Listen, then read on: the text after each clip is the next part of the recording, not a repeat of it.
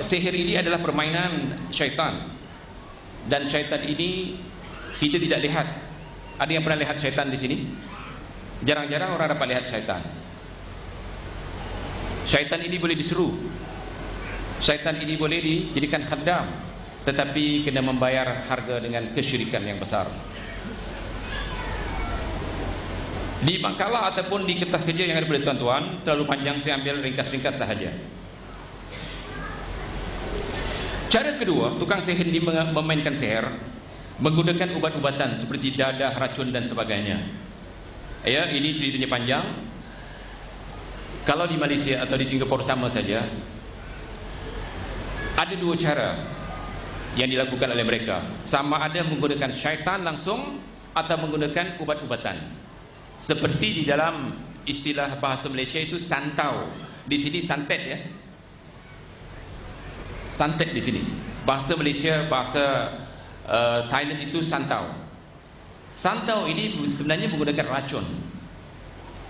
Dan saya pernah menemui dukun-dukun santau. Mereka mengatakan santau ini diperbuat daripada racun ataupun kuman-kuman, virus yang diambil daripada benda-benda yang kotor. Orang yang kena santau atau santet ini bukan terus mati. Matinya cara perlahan-lahan. Mungkin 2 tahun, 3 tahun dia merana dulu. Ini termasuk sihir. Kemudian saya mengambil kata-kata Wahid Abdul Walid Salam, ataupun namanya Wahid Abdul Salam Bali. Yang paling terkenal namanya Wahid Abdul Salam Bali. Syekh ini banyak menulis tentang ilmu hitam ataupun ilmu sihir dan bagaimana merawat sihir. Biasanya katanya, di antara cara-cara dan upacara untuk merealisasikan sihir oleh tukang sihir, dukun, pawang, pomo atau paranormal atau sejenisnya, ialah dengan berzina dulu, ataupun buat homoseks, memakai pakaian yang penuh najis, dilakukan di kamar atau bilik yang gelap dengan lampu yang samar-samar, membakar kemenyan, menulis Al-Quran di tapak kaki, menulis mantra dengan darah haid, atau menghembus jampi-jampi sihir. Bagaimana caranya? Saya pun ada seorang wanita mengaku sudah berlaku seperti ini. Tapi saya sangat berjaga-jaga sehingga nama wanita ini ataupun perempuan ini saya tidak akan ceritakan. Cuma ceritanya saya minta izin, boleh atau tidak saya ceritakan kisah puan ini di dalam kuliah saya supaya jadi iktibar? Boleh katanya, tapi dengan syarat tidak disebut namanya. Wanita ini untuk menundukkan suaminya, lihat, untuk menundukkan suaminya supaya jadi queen control, dia pergi dukun. Disyarat kalau di dukun, pertama sekali kena yakin dan kena ikut apa yang diperintah oleh dukun. Antaranya masa dia haid, waktu dia haid berzina dengan pak dukun. Dan darah haid ini diambil, itu ditulis ayat Quran di bawah tapak kakinya. Kaki siapa? Si wanita ini. Dia sudah berzina sebanyak 7 kali. Waktu haid 3 kali.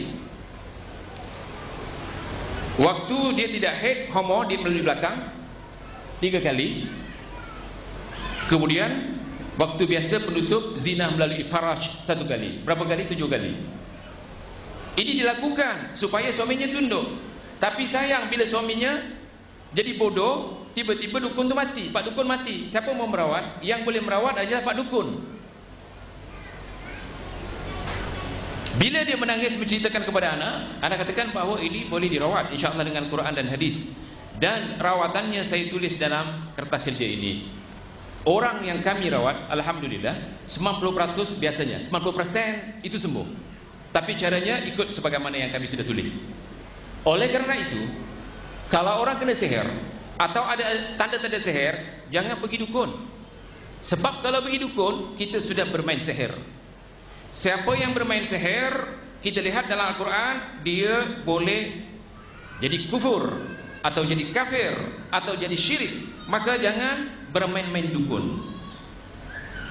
Secara ringkas, kerana masih tidak mengizinkan,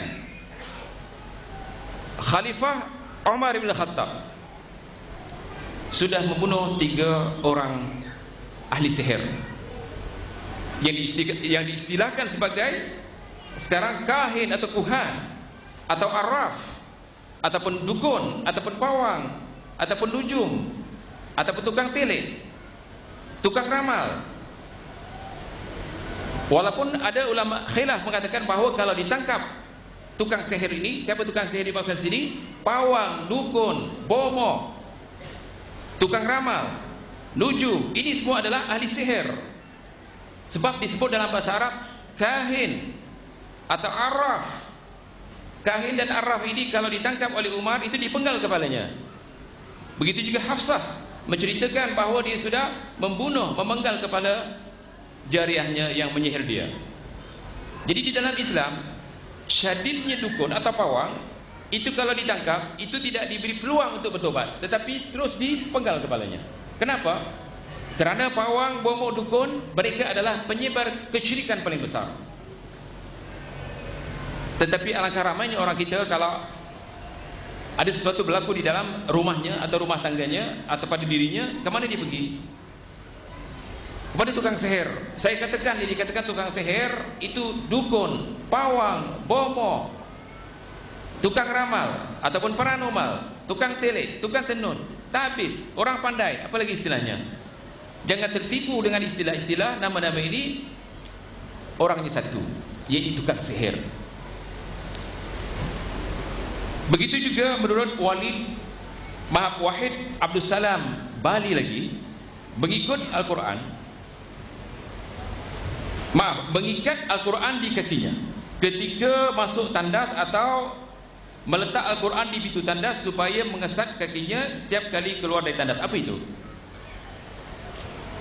Saya sebelum ke sini saya nonton 3 CD paranormal yang majlisnya di sini.